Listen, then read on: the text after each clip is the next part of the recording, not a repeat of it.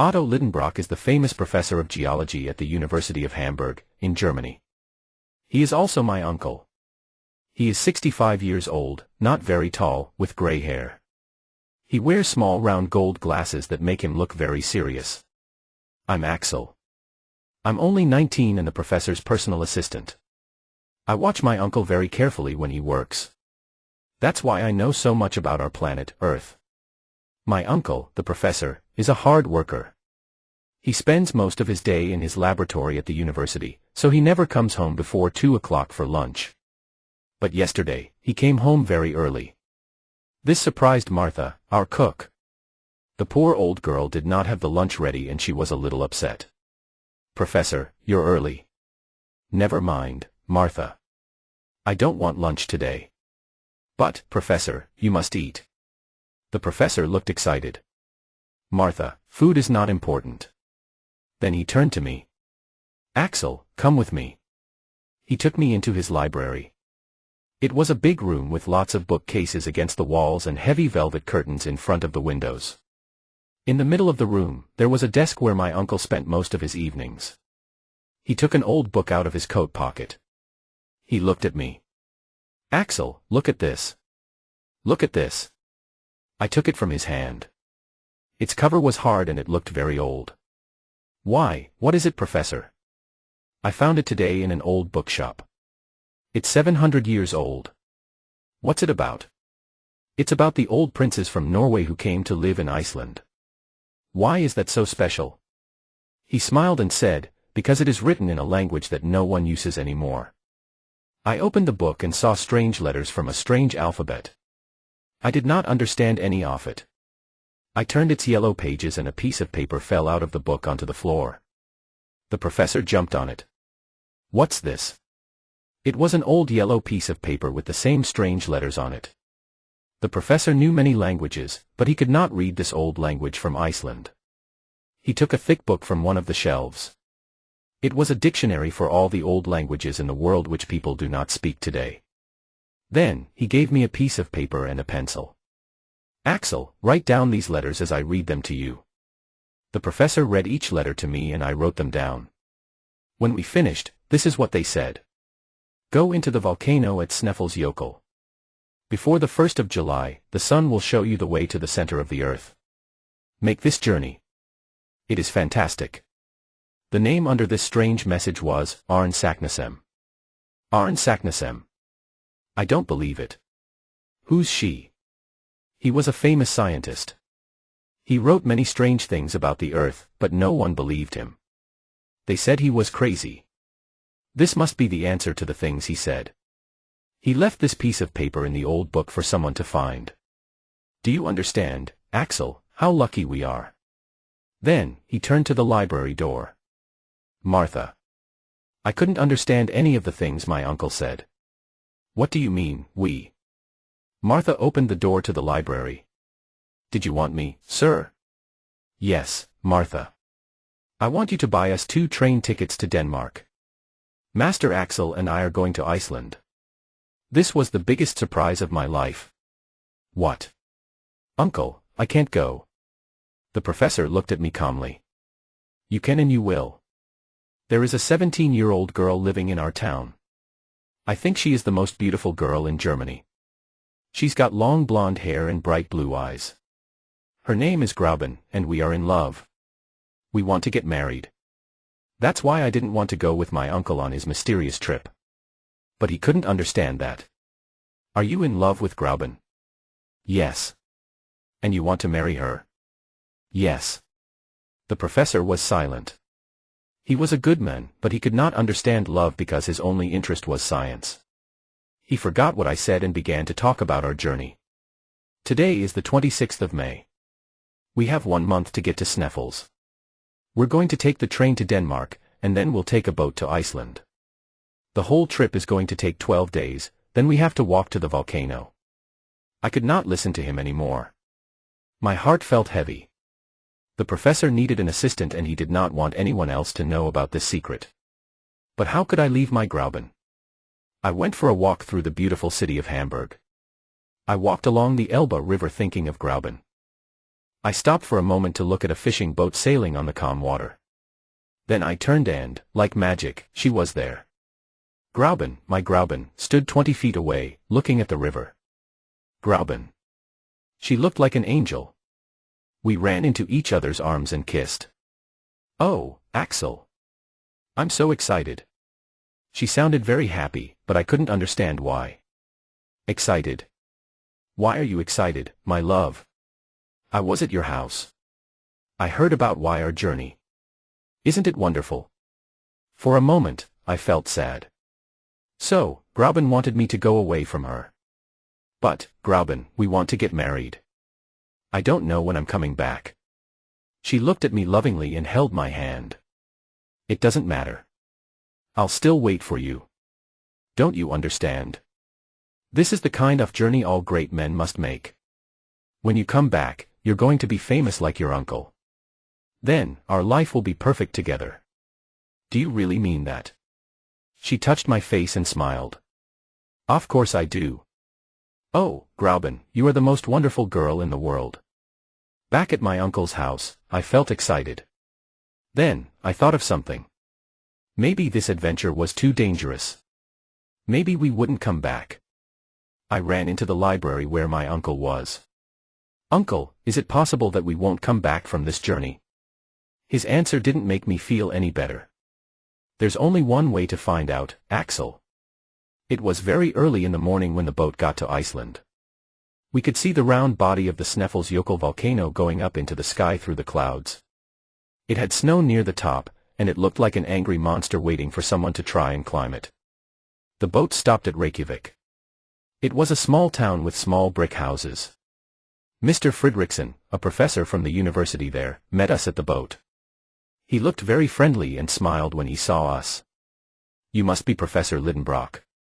And you must be Professor Fridriksson. This is my assistant, Axel. We shook hands. You got my letter, then?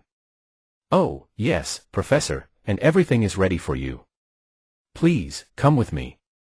My uncle did not tell anyone the real reason for our journey. He wanted the two of us to be the only ones to travel to the center of the earth.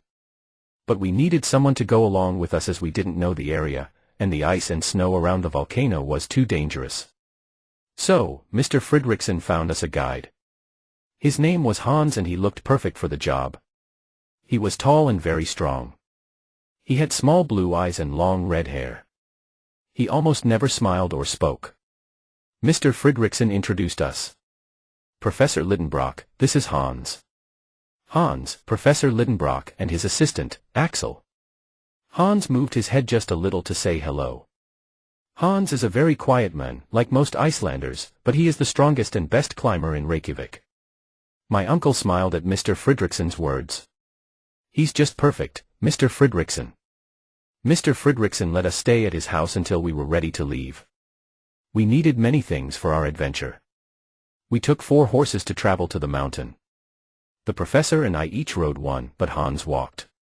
The other 2 horses carried our bags. We took a lot of things with us, rope for climbing, tools, lights, guns, medicine and enough food for 6 months. The only problem was we could only carry enough water for 1 week. The professor believed there was water under the volcano, but what if there wasn't? We left Reykjavik on the 15th of June, early in the morning. We traveled along the sea and it was a wonderful journey. The land had a dark color from the explosions of the volcano, and the beautiful blue sea next to it made it look fantastic. The journey to Snæfellsjökull took us 6 days, and each day we stopped in a different village for the night. The villages were small and very pretty, built at the foot of the volcano, next to the sea.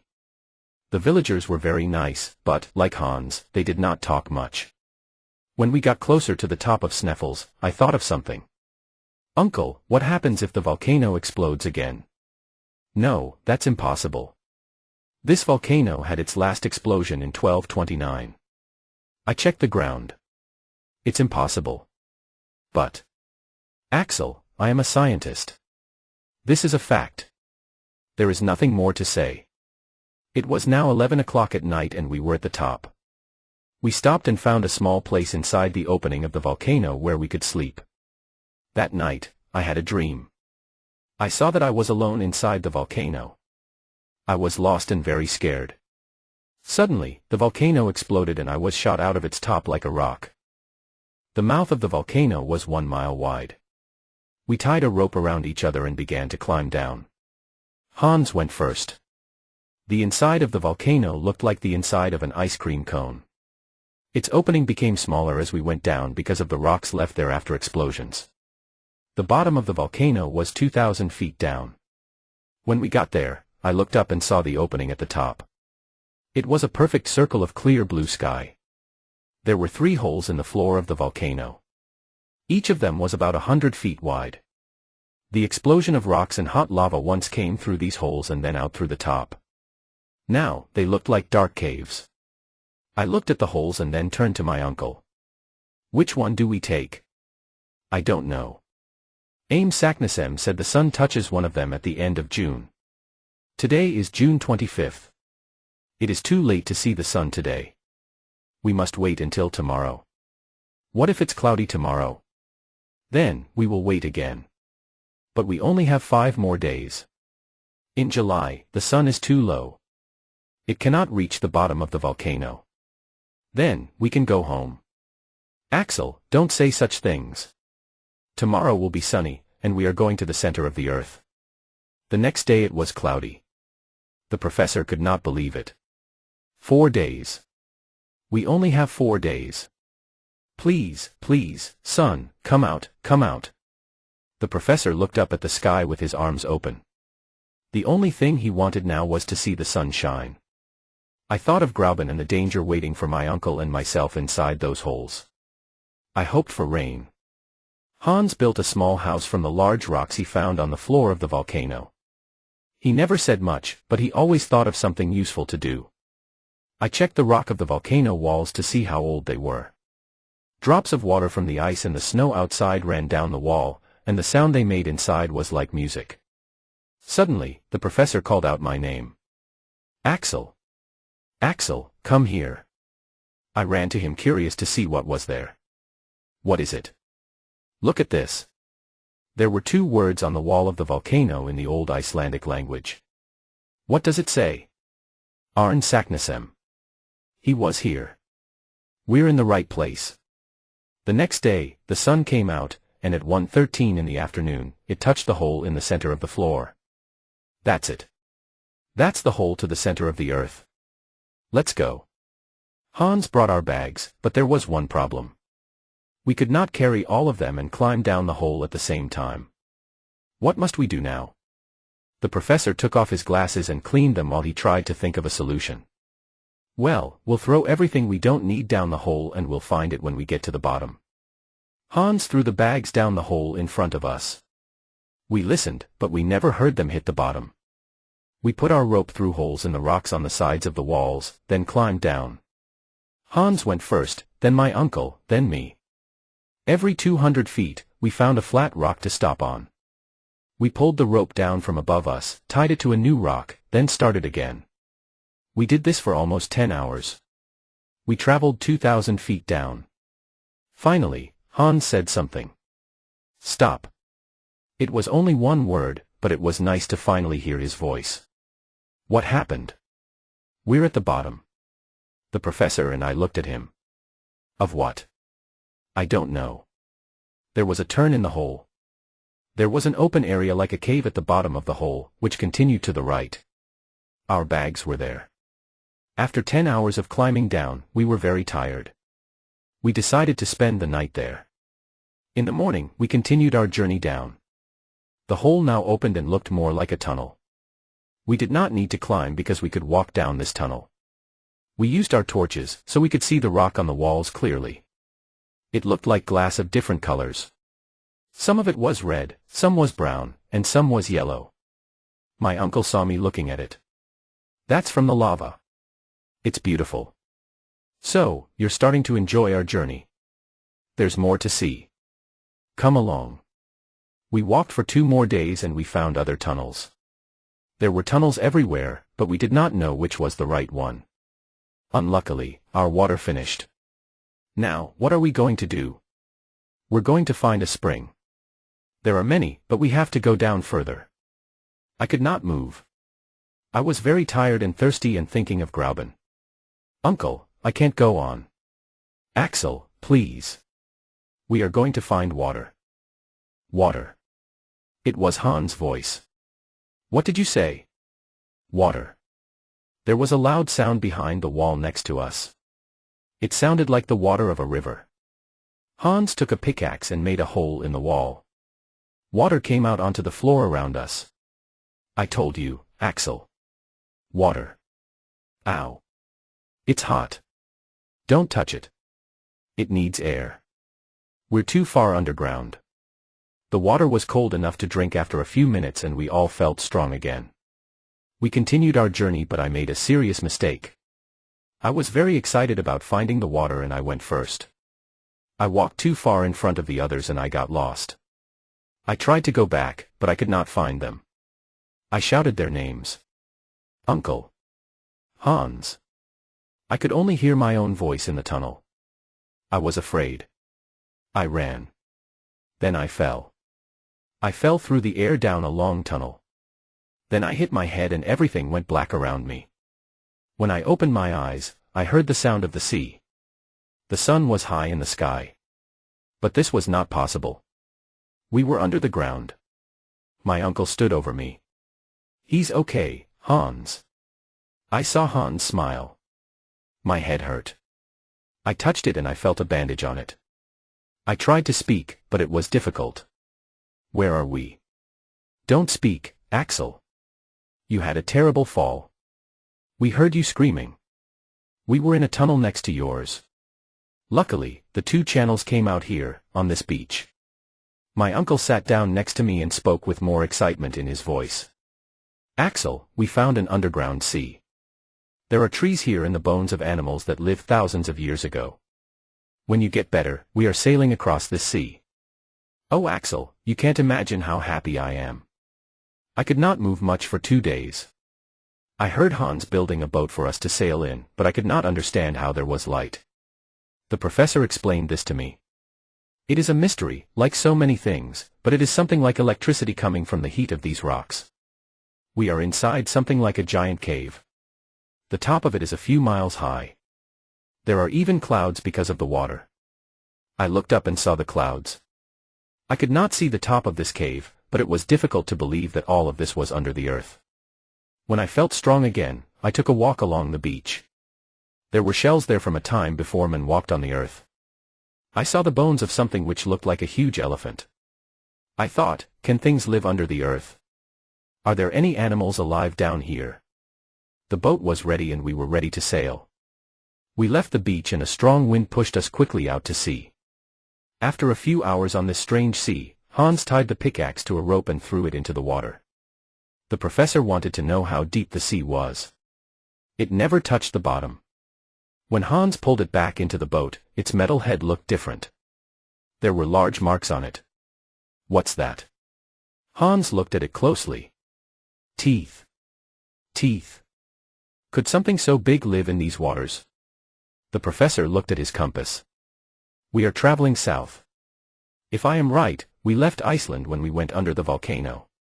We traveled under the Atlantic Ocean and now we are under Scotland. That's fantastic. But we're still not going down. I want to go further down. Suddenly, there were huge waves rocking the boat. What's happening? Hans pointed to something dark about a mile away from us. It came closer and I thought I saw a giant dolphin. I was wrong. It was an alligator. It came closer and I saw that I was wrong again. It was something with the body of a dolphin and the head of an alligator. It was over 100 feet long. Then, I saw a huge snake with a shell on its back like a turtle's. We took the guns in our hands, but the animals did not care about us. They fought each other. It was a horrible fight. We heard the snake hissing and the dolphin screaming. They both dove under the water. Everything was quiet. Then, the snake's head came out of the water. It hissed one more time before it died in the water. But where was the monster dolphin? Now, our journey felt even more dangerous. The professor was frightened, but nothing could stop him from going to the center of the earth. Hans continued to sail the boat, but we did not see land. We traveled for hours, but we did not hear or see anything. Then, there was a sound like fast-running water. We couldn't see it, but we could hear it. It got louder. Then we saw it. Look, it's water shooting up into the air. And it's coming from the body of a huge sea creature.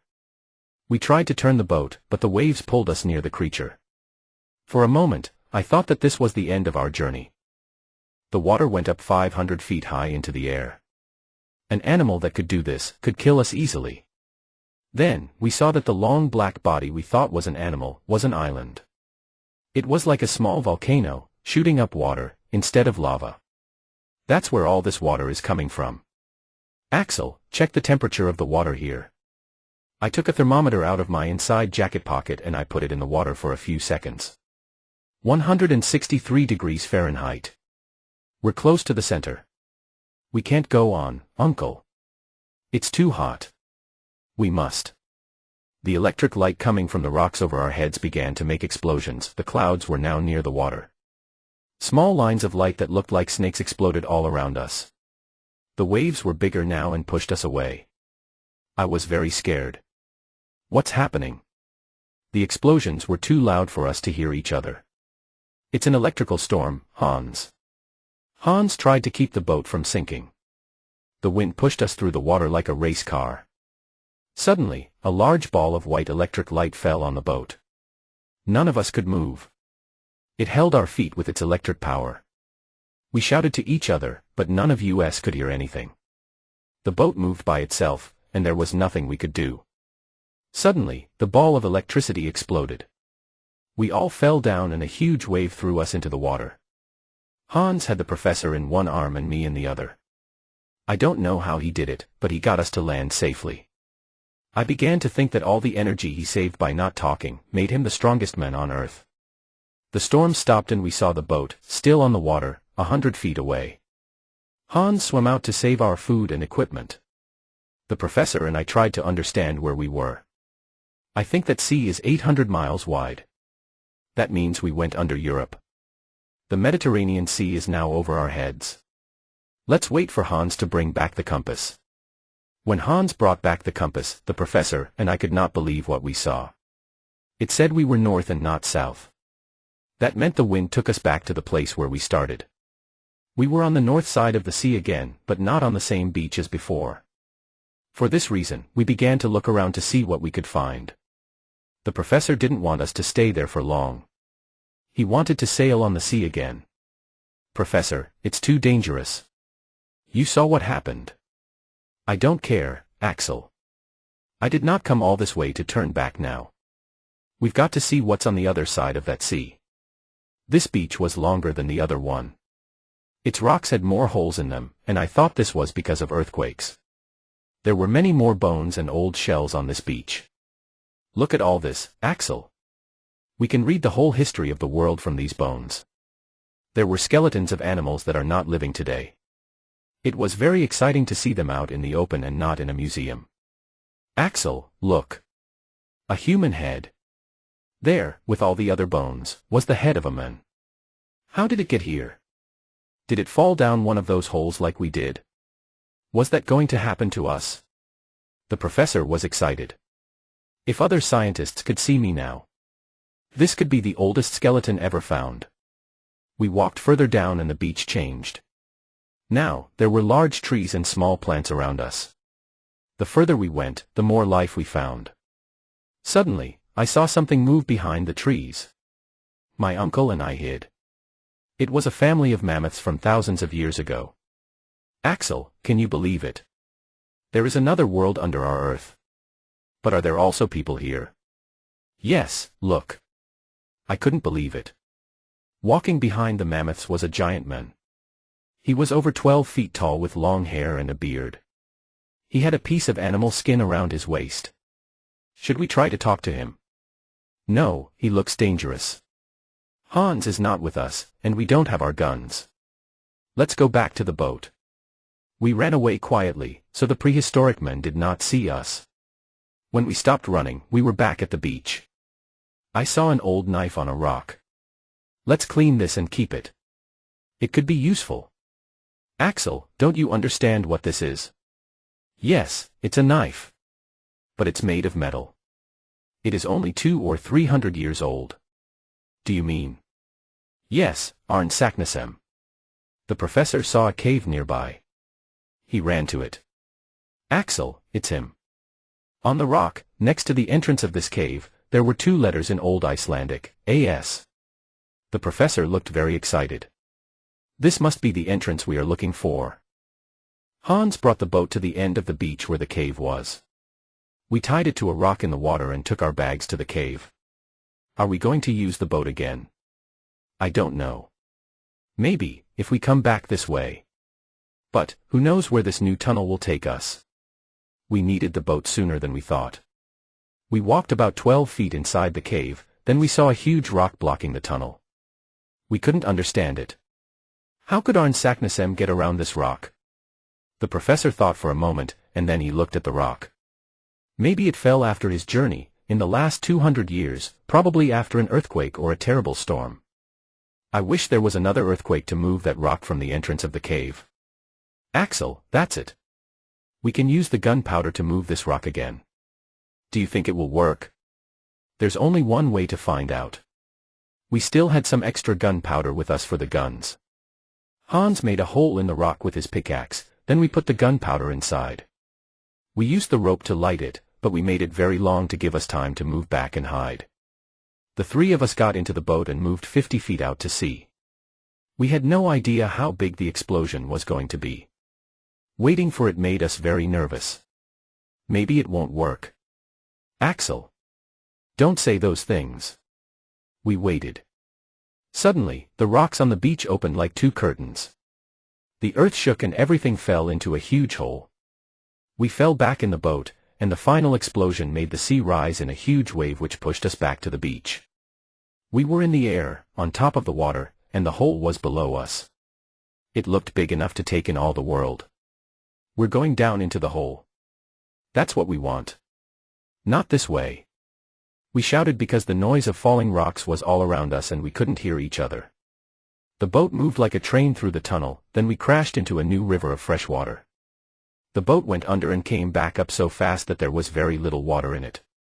I don't know how we stayed in it. We held onto the sides of the boat with all of our strength. Professor, where are we? I don't know, but the water is taking us somewhere. We have no choice but to follow it.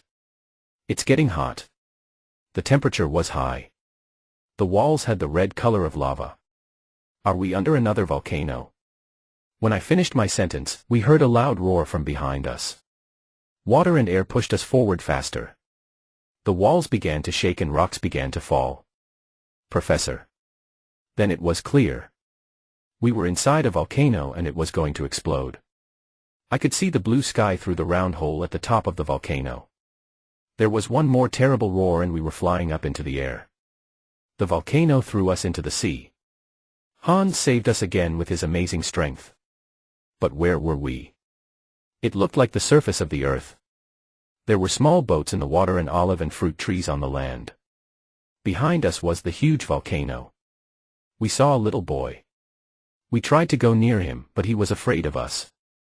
After all our underground adventures, we looked horrible.